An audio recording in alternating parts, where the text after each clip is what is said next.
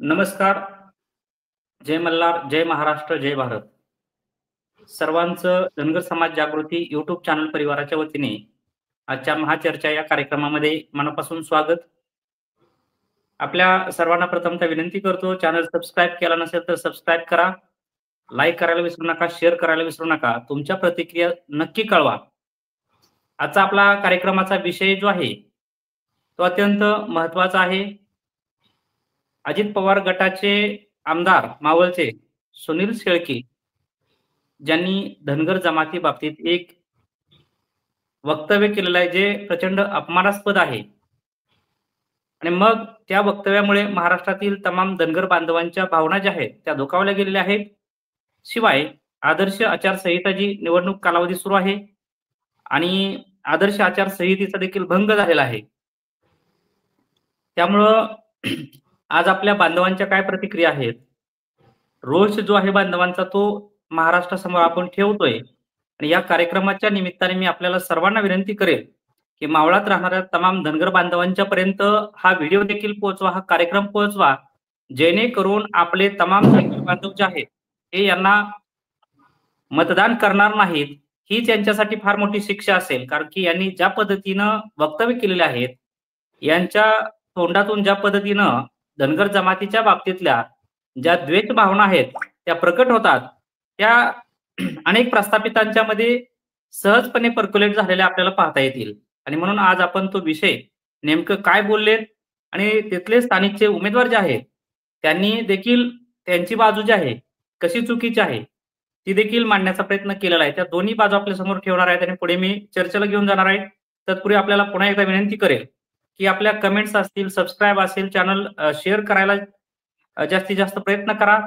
स्टेटसला ठेवा सगळीकडे आपले बांधव, जेणेकरून ही प्रबोधनाची मोहीम आपल्याला घराघरामध्ये घेऊन जाता येईल. पहिल्यांदा मी आपल्या समोर हा व्हिडिओ जो आहे त्यांनी जे काय वक्तव्य केलेलं आहे ते समोर ठेवतो, जेणेकरून आपल्यापर्यंत ही माहिती व्यवस्थित मला पोहोचवता येईल.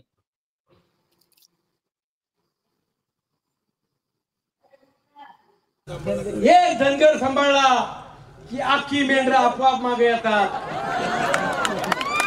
बापना साहेब, तुम्ही धनगर सांभाळले, तुम्ही धनगर घेऊन गेले, पण अख्खी मेंढरा माझ्या मागे. आणि त्या मेंढरांना बी माहितीये, माझ्या मावळातल्या मेंढरांना बी माहितीये की आता धनगर मेंढरांना पुढे घेऊन चाललाय.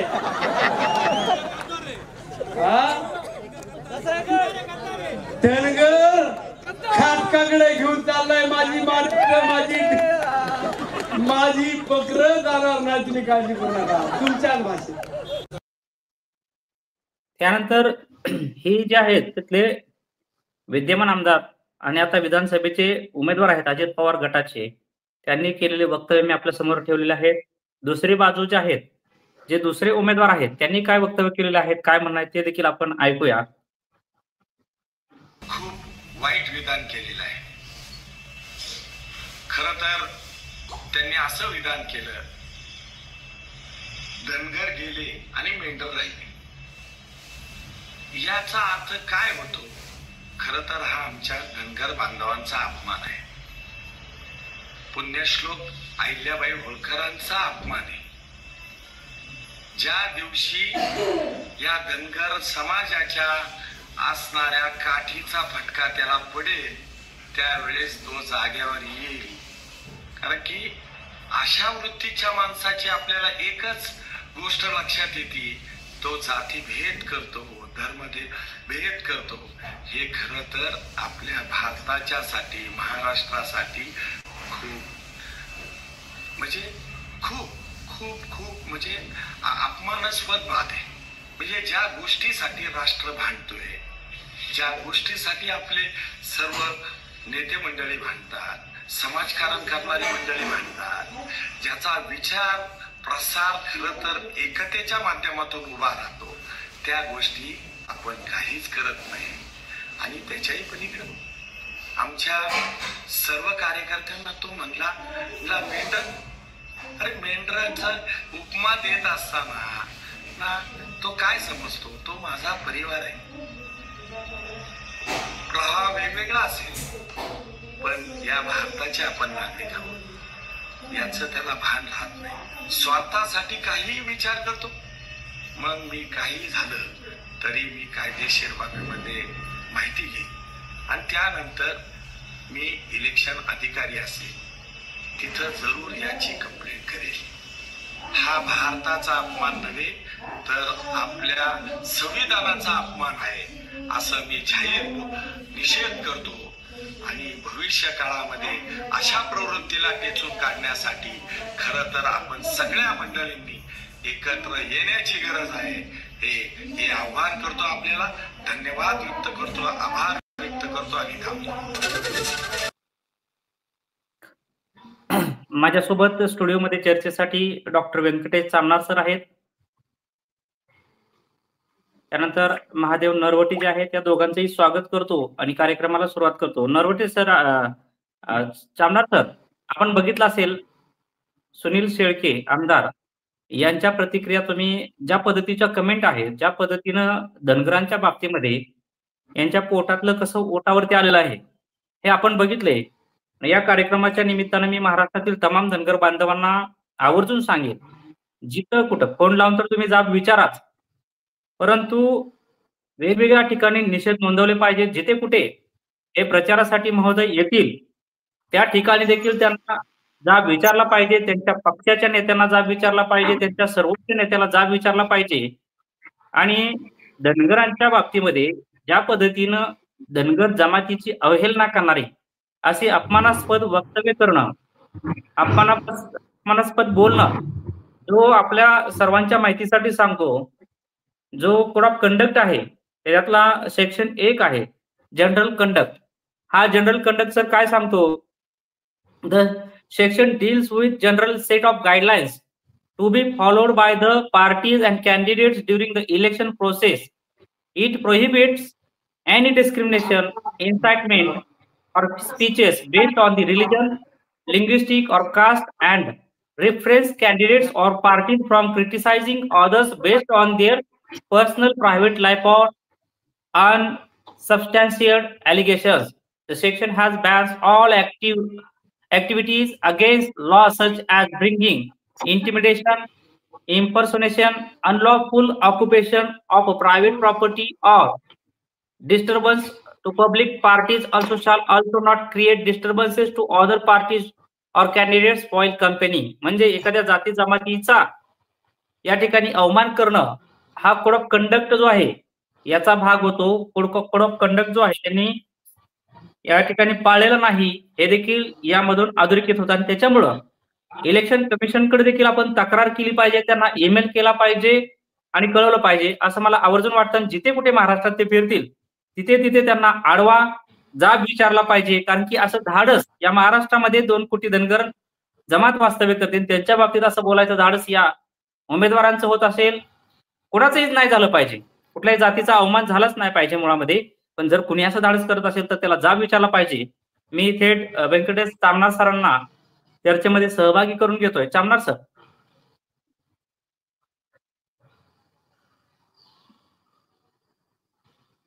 अनम्यूट करा, अनम्यूट करा.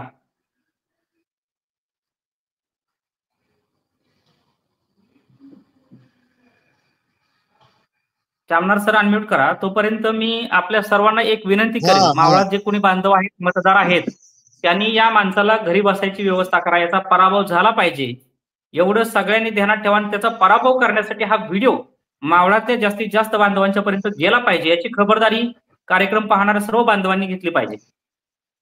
हा सर बोला.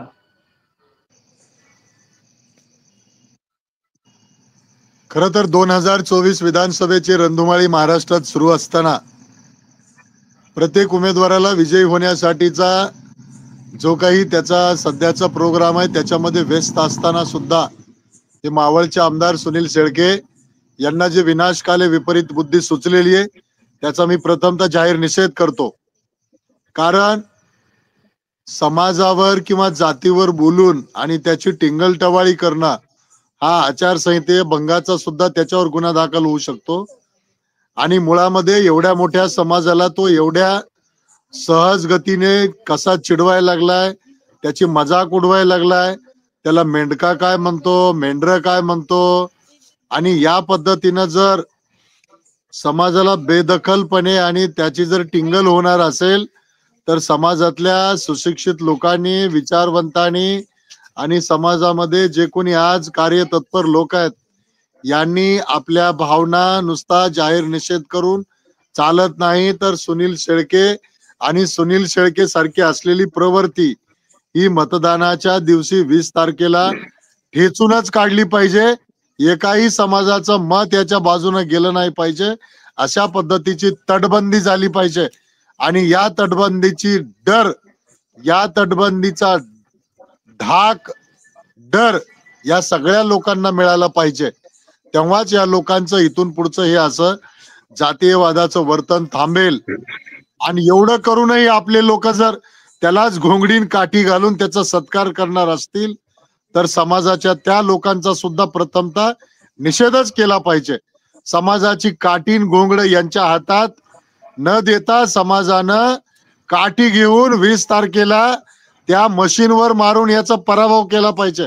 अशा पद्धतीचं वर्तन, अशा पद्धतीची दिशा धनगर समाजाकडून या 20 तारखेला दिसावी. आणि महाराष्ट्रात अशा पद्धतीचं जातीयवादाचं वर्तन करणाऱ्यांना रोखण्याची बाबासाहेब आंबेडकरांनी दिलेली ही मताची संधी डावलू नका. आणि असे सुनील शेळके महाराष्ट्रात खूप आहेत, परंतु एका सुनील शेळकेच्या डोक्यात ही 20 तारखेला काठी घाला. महाराष्ट्रातले इतर जातीयवादी शेळके सुद्धा बरोबर वटणीवर येतील. अशा पद्धतीची माळवा प्रांतातल्या आणि महाराष्ट्रातल्या समाजाकडून अपेक्षा व्यक्त करतो. थांबतो. जय मल्हार. महादेवजी नरवटे, तुम्ही पण ऐकलं हे वक्तव्य, तुम्हाला काय वाटतंय, तुमच्या काय भावना आहेत? नमस्कार सर. नमस्ते. सर्वप्रथम या गोष्टीचा मी जाहीर निषेध करतो. आज महाराष्ट्रामध्ये एका विशिष्ट जमातीवर बोलण्याचा तुम्हाला कुठलाही अधिकार नाही. आज महाराष्ट्रामध्ये सर्व आपल्या समाजामध्ये एकदम तीव्र वेदना निर्माण झालेल्या आहेत. युवक असतील, तमाम बांधवांच्या आज तीव्र भावना व्यक्त होत आहेत की आज एखादा व्यक्ती एकदम समाजाविषयी जर बोलत असेल अशा पद्धतीनं तर त्याला खरंच आज येणाऱ्या विधानसभेमध्ये त्याला समस्त महाराष्ट्रातील धनगर बांधवांनी त्यांना जाब विचारला पाहिजे. अशी सगळ्या महाराष्ट्रामध्ये तीव्र भावना निर्माण झाली आहे. आणि कुठल्याही समाजाबद्दल बोलण्याचा लोकशाहीमध्ये तुम्हाला कुठलाही अधिकार नाही. एका जातीला अशा एक खालच्या पातळीवर बोलण्याचा कुठलाही अधिकार नाही.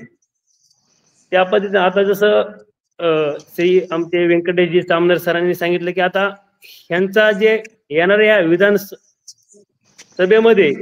धनगरांनी एकजुटीने ह्यांचा पराभव केला पाहिजे असं मी महाराष्ट्रातील तमाम धनगर बांधवांना सांगू इच्छितो. सामनार सर, मला परत तुमच्या सोबत हा विषय मांडायचा आहे. अशी पुढील चर्चेला घेऊन जात असताना एवढी हिंमत कशी काय होते? कारण की सर्वांना कल्पना आहे महाराष्ट्रामध्ये निवडणुकीचा कालावधी चालू आहे. या निवडणुकीमध्ये असं काय होऊ शकतं आणि धनगर बांधवांचा रोष, एकतर आंदोलनं चालू आहेत, धनगर जमातीवरती सातत्याने प्रतिनिधित्वामध्ये अन्याय होतो, योजना दिल्या जात नाहीत, त्यानंतर धनगर जमातीचा वाटा जो आहे तो वाटा देखील दिला जात नाही. आणि हा एवढा सगळा रोष आहे, तरी देखील एवढी हिंमत जी आहे, लोकप्रतिनिधी असलेला माणूस ज्यानं 5 वर्ष कामकाज एक विधानसभेची टर्म त्यांनी भोगलेली असताना देखील धनगर जमातीच्या बाबतीमध्ये अशी बोलायची हिंमत कशी होती? दुसऱ्या बाजूला अशा पण भावना आहेत लोकांच्या मनामध्ये आणि युवकांच्या मनामध्ये की जिथं कुठं दिसेल तिथं ते काळं फासण्याच्या मनस्थितीत आहेत की याने एकतर जाहीर माफी तर मागितलीच पाहिजे, परंतु त्याला जे काही आपले युवक आहेत अनेक भागामध्ये आता जिथं कुठे फिरेल ना तिथे त्याला ते रोष जो आहे तो दिसणारच आहे. आणि काळं फासण्याच्या विचारामध्ये माझ्याकडे पण फोन करून अनेक युवकांनी तशा भावना व्यक्त केलेल्या आहेत की आम्ही याच्या तोंडाला काळं फासल्याशिवाय ह्याला सोडणार नाही. आणि त्याच्यामुळे त्यांनी जपून विधानसभेच्या वेगवेगळ्या भागात ज्यावेळेस आता प्रचारासाठी जाणार असेल, कारण की मला वाटते स्टार प्रचारकांच्या यादीमध्ये आहे त्या पक्षाच्या, त्यामुळे त्याला त्या भागात गेल्यानंतर हा रोष जो आहे, आता कुठेतरी माडा वगैरे भागात उद्या परवापासून आहे तिकडे, तर त्या भागात धनगर जमातीचे युवक हे काळं फासू शकतात अशी अनेकांची इच्छा आहे, अशा भावना व्यक्त होत आहेत. समाज माध्यमांमध्ये अनेक जण त्यांना शिव्या देत आहेत. तर खऱ्या अर्थानं धनगर बांधवांना सांगणं आहे, तुम्हाला जर रोष व्यक्त करायचा असेल ना, हे एक प्रातिनिधिक आहे शेळके. असे अनेक शेळके जे आहेत आपापल्या मतदारसंघामध्ये आहेत आणि ह्यांच्यावरती लक्षात घ्या, आपल्याला आपली काठी आहे ती उगारल्याशिवाय आता पर्याय राहिलेला नाही. ही हिंमत का होते? तुम्ही आम्ही ताकदीनं आमच्या माणसांच्या पाठीमागे उभं राहत नाही.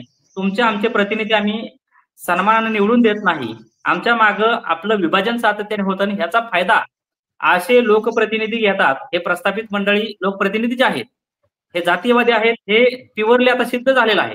वेगळं सांगायची गरज नाही. पण माझी तमाम धनगर बांधवांना विनंती आहे, आपल्या भागातल्या आपल्या लोकांच्या मागे जर तुम्ही उभे नाही राहिला, आपलं मूल्य काय ठेवलेलं आहे यांनी महाराष्ट्रामध्ये, लोकशाहीमध्ये आपलं काय मूल्य ठेवलेलं आहे, हे तुमच्या समोर मी मांडलेलं आहे. त्यामुळं आपण सगळ्यांनी आता ही काळजी घ्यायची. या विधानसभेच्या निवडणुकीच्या माध्यमातनं ही जी काय आपली धनगरी काठी जी आहे, यांच्या डोक्यामध्ये वेगवेगळ्या मतदारसंघामध्ये आपल्याला घालायची आहे आणि आपले प्रतिनिधी या ठिकाणी मोठ्या संख्येने निवडून आणण्यासाठी आपण मतदान आपण स्वतः करायचे. आपल्या बांधवांना, मित्र जातींना देखील या ठिकाणी मतदान करण्यासाठी आपण विनंती करायची. सर, मुळामध्ये धनगर समाजाचा अस्ताव्यस्तपणा या सगळ्या गोष्टीला कारणीभूत आहे. एवढं होऊन सुद्धा त्या माणसानं किती विचित्र पद्धतीनं बोललेलं असताना सुद्धा आपले लोक ते सहज बोलले आहेत.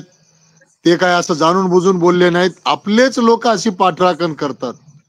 आणि म्हणून पहिल्यांदा धनगर समाजाचं हे जे अवेअरनेसचं काम आहे ते खूप मागं पडलेलं आहे. धनगर समाज मुळामध्ये स्वाभिमानी आहे, लढवाई आहे, सगळं आहे, पण असंघटितपणामुळं त्याचा स्वाभिमान गेलेला आहे, त्याचा संघटितपणा गेलेला आहे. आणि म्हणून आताच्या शिकलेल्या तरुणाला या गोष्टीचा वैताग, राग, चीड सगळी येते, परंतु लिडिंग पार्ट कोणी घेत नाही. मला कोण काय म्हणल, कोण काय म्हणत नसतंय. लोकशाहीमध्ये सगळ्यांना संरक्षण आहे. लोकशाहीमध्ये तुम्हाला मतदान करण्याचा जो अधिकार दिलाय तो असे मस्तवाल लोक घरी बसवण्यासाठीच दिलेला आहे. आणि त्या दिवशी उत्स्फूर्तपणे तुमची चीड दिसली पाहिजे, तुम्हाला राग आलेला दिसला पाहिजे. धनगर समाजाच्या युवकांना राग येत नाही. राग न आल्यामुळं हे लोक अशा थराला जाऊन आपल्या अस्तित्वालाच चॅलेंज करायला लागलेली आहेत. आणि म्हणून अहिल्यामाई होळकर, यशवंतराव होळकर, मल्हारराव होळकर हे फक्त जयंतीच्या दिवशी नावं घेण्याची एक प्रथा पडली का काय? एवढ्यापर्यंत जर जगायचं असेल तर पुढचे दिवस अत्यंत बेकार दिवस असतील या समाजासाठी. अरे थोडे थोडे नुसत्या आंदोलनं झाली, थोडा जागरूकपणा आला, तर यावेळेस सगळ्या पक्षांना, रुलिंग पार्टी ज्या असतात त्या सगळ्या पक्षांना तुम्हाला कुठं 3 जागा द्यावा लागल्या, 2 द्यावा लागल्या, 1 द्यावा लागली, परंतु तुम्हाला डावलून त्यांना काहीही करता आलं नाही. आणि या सुनील शेळक्यासारख्या प्रवृत्तीला आपण 20 तारखेच्या मतदानाच्या माध्यमामधून त्याला शिवी न देता त्याचं तोंड काळं करून चालत नाही. मतदानाच्या दिवशी आपल्या एकाही बांधवाचं मतदान त्याला जाणार नाही. एवढं जर बंदोबस्त केला तर त्यानं आयुष्यभर तोंड काळं करून फिरला तरी ती बरोबरी होणार नाही. आणि म्हणून माझं बांधवांना विनंती आहे की त्याचं तोंड काळं करण्यात वेळ घालू नका, त्याचा निषेध करण्यात सुद्धा वेळ घालवू नका, त्याच्यावर जास्त परिसंवाद सुद्धा घेत बसू नका. तो वेळ नाहीये. त्याची कोंडी 20 तारखेला मतदान धनगर समाजाचं एकही गेलं नाही पाहिजे. तो म्हणतो की 10-5 मेंढके जातील पण मेंढर माझ्या सोबत आहेत. 10-5 मेंढके तू विकत घेऊ शकशील पण मेंढर विकत घेऊ शकत नाही, म्हणजे समाज विकत घेऊ शकत नाही. तर त्याची परीक्षा 20 तारखेला आहे. सुनील शेळके 23 तारखेला दणदणीत मतानं पडला पाहिजे आणि त्याला आयुष्यावर तोंड काढायला जागा राहिली नाही पाहिजे. असं वर्तन जमातीनं 20 तारखेला करावं लागेल तर हे होऊ शकतंय. नाहीतर आपलेच लोक जर त्याचं एजंट होणार असतील, त्याला मतदान करणार असतील, तर हे इथून पुढे बंद करा, असा संदेश समाजापर्यंत जावा. आणखी आपल्याला उद्या 8 तारीख आहे, आणखी तिथून पुढे 12 दिवस आहेत. त्या 12 दिवसामध्ये सुनील शेळकेचे 12 वाजले पाहिजेत, अशा पद्धतीचं वर्तन जमातीकडून अपेक्षित आहे. निश्चितपणे सर, आता हा कालावधी अत्यंत महत्वाचा आहे आणि या कार्यक्रमाच्या निमित्तानं मला सुनील शेळकेंना आणि आपल्या लोकांच्या वरती हल्ले करणाऱ्या हल्लेखोरांना देखील सांगायचंय, लोकशाही व्यवस्थेमध्ये धनगर शांत आहेत याचा अर्थ शंड नाहीत, हा तुम्ही निश्चित लक्षात घ्या. आरेला कार्य होईल, प्रत्युत्तर मिळेल. लोकशाही व्यवस्थेमध्ये आपण सगळ्यांचा मान सन्मान करतोय, सर्व जाती व्यवस्थेला आपण मान सन्मानाने वागवतो. याचा अर्थ कुणी उठावून धनगरांच्या वरती काय बोलावं, धनगरच्या नेत्यांवरती हल्ले करावे, हे कदापि सहन केलं जाणार नाही महाराष्ट्रामध्ये. आणि म्हणून माझी तमाम युवकांना विनंती आहे, आपण शांत राहून जमणार नाही, जागरूक राहिलं पाहिजे. या पद्धतीनं जर कोणी आपल्या विरोधात बोलणार असेल, आपल्या लोकांच्या विरोधात हल्ले करणार असेल, तर त्याच पद्धतीनं तोडीस तोड आपल्याला प्रत्युत्तर देण्यासाठी आता सजग राहिलं पाहिजे, जागरूक राहिलं पाहिजे, तयार राहिलं पाहिजे. ही लोकशाही टिकवायची जबाबदारी तुमच्या आमच्यावरती आहे. हे जे मंडळी आहेत त्यांना लोकशाही ठेवायचीच नाही, हुकुमशाही आणायची, ठराविक घराण्यांच्या हातामध्ये सत्ता ठेवायची. आणि त्याच्यामुळं लढणारे आपल्यातले आहेत, कधी नव्हे त्या लढणारे चामनार साहेब. यावेळी 100 पेक्षा जास्त उमेदवार आपले मैदानात आहेत आणि बहुजनांच्या मदतीनं यावेळी महाराष्ट्रामध्ये सत्ता कोणाच्या हातात द्यायची, कोणाला सत्तेत आणायचं हे ठरवायची ताकद शरद पवारांनी देखील मान्य केलेली आहे की धनगर समाजाच्या हातामध्ये आलेली आहे. आणि त्याच्यामुळे धनगर बांधवांनी आपली मतदान करत असताना असंघटित अजिबात मतदान करू नका, संघटितपणे मतदान करा. कोणाला करायचा याचा संदेश आपण दिलेलाच आहे. सकल धनगर समाजाच्या माध्यमातून आपल्यापर्यंत तो संदेश पोहोचवलेला आहे.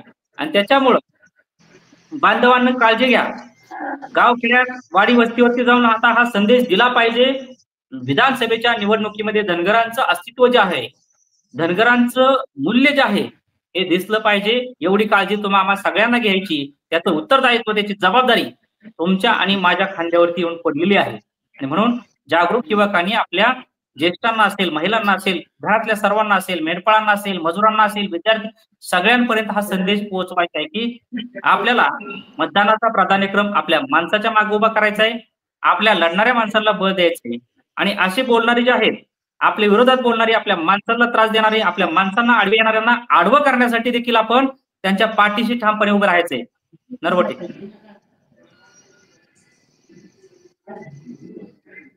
बरोबर आहे सर.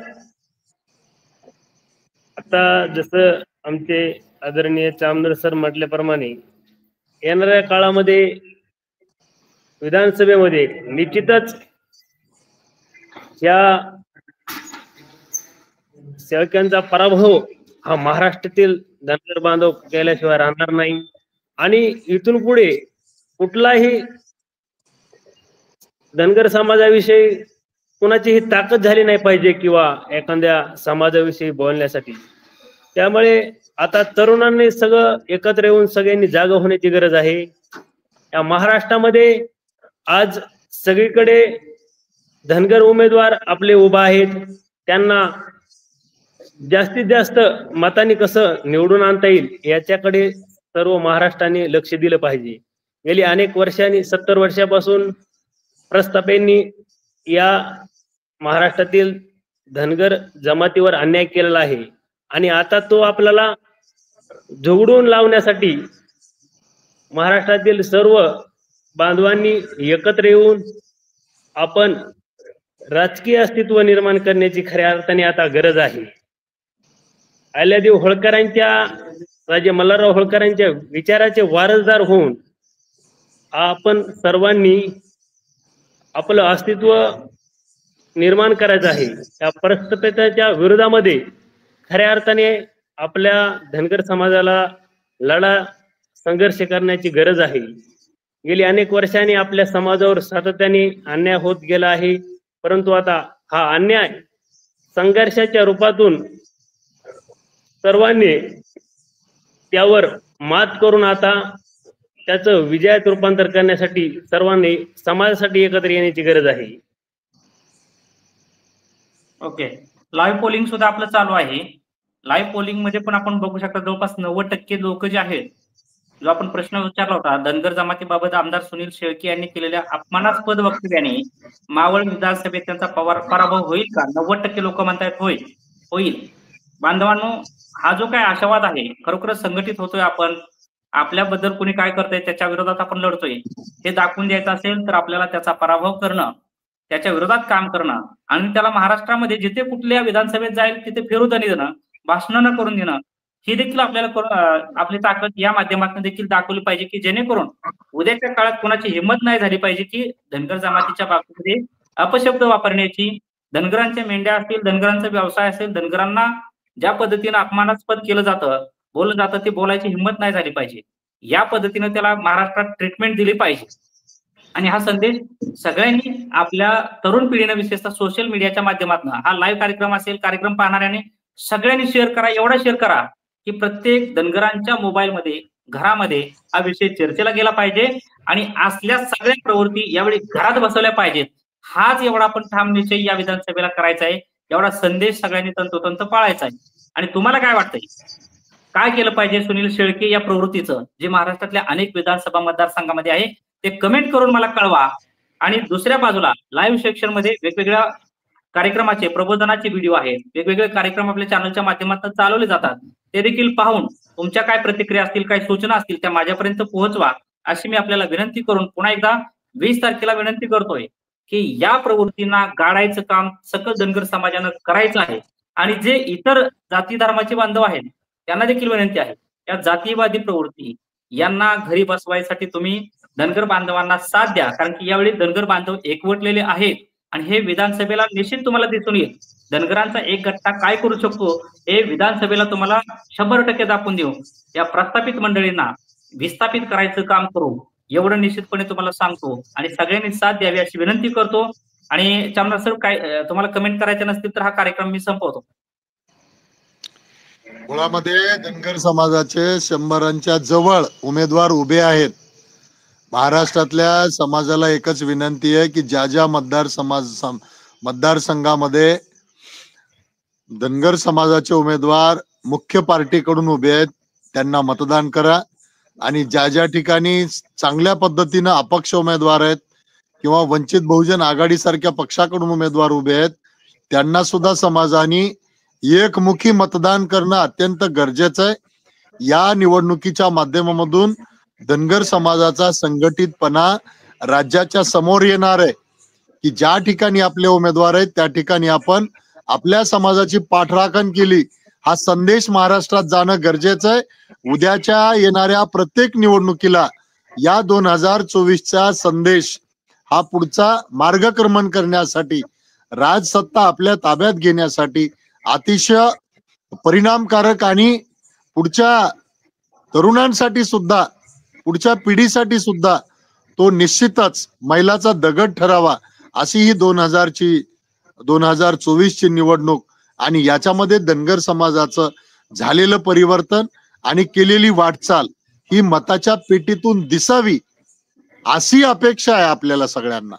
आणि धनगर समाज जर जागोजाग हेवे दाव्यामध्ये अडकणार असेल तर ब्रह्मदेव सुद्धा या समाजाला राजसत्तेकडे घेऊन जाण्यासाठी तयार असू शकणार नाही. आता सगळे शिकलेत, आता वाडी वस्तीवरचं धनगर शिकलाय, सगळ्याच्या हातात मोबाईल आहे, सगळ्या जाती कशा पद्धतीने मतदान करायल्यात, आपल्या माणसाला कशी पाठराखण करायल्यात हे छोट्या छोट्या जातीनं सुद्धा या राज्यात दाखवून दिलंय. एवढा मोठा समाज ह्या विखुरलेला असल्यामुळं त्याचं अस्तित्व धोक्यात आलेलं आहे आणि ही संधी आहे धनगर समाजाला. 2024ची ही संधी आहे. विधानसभेमध्ये तुम्ही जेवढ्या संख्येने आहेत तेवढ्या संख्येनं विधानसभेला आपल्या माणसाच्या पाठीमागे राहा.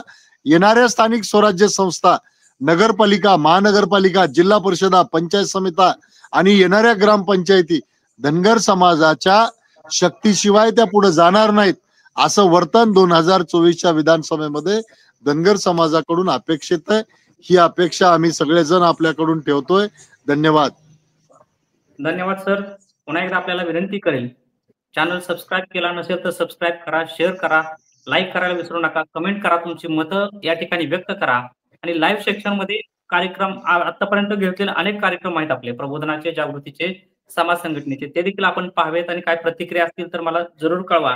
एवढंच या ठिकाणी सांगतो आणि पुन्हा एकदा सुनील शेळकेचा निषेध मी या ठिकाणी व्यक्त करून हा कार्यक्रम थांबवतो. धन्यवाद. जय महाराष्ट्र, जय भारत.